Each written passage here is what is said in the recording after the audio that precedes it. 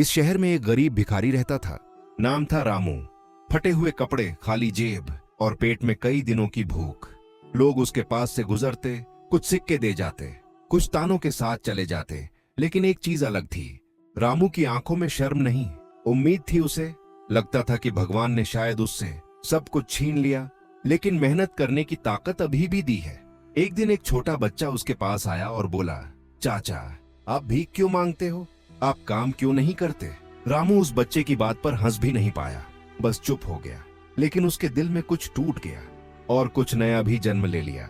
उस रात उसने खुद से कहा, जब तक हाथ सलामत है मैं भी दूसरों की तरह काम कर सकता हूँ। अगली सुबह रामू भीख मांगने नहीं गया। वह बाजार पहुंचा और दुकान वालों से बोला, साहब, मुझे काम दे दो, चाहे छोटा ही सही।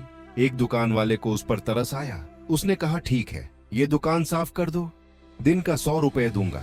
रामू के चेहरे पर असली मुस्कुराहट पहली बार आई। उसने दुकान ऐसे साफ की जैसे अपनी जिंदगी साफ कर रहा हो।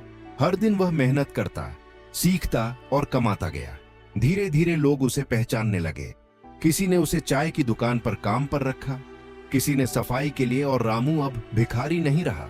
वह एक मेहनती इंसान बन चुका था। 1 साल बीत गया। रामू के पास अब एक छोटा सा ठेला था जिस पर वह चाय बिस्किट बेचता था। लोग उसके ठेले पर आकर कहते, भाई, चाय तो कई जगह मिलती है, पर इतनी इज्जत और मुस्कुराहट कहीं नहीं।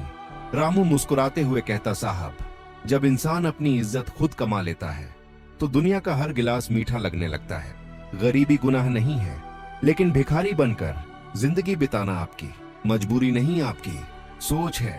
जब इंसान अपनी हालत बदलने की ठान ले तो उसे कोई नहीं रोक सकता। किस्मत उनका साथ देती है जो खुद पर भरोसा रखते हैं और मेहनत करना नहीं छोड़ते।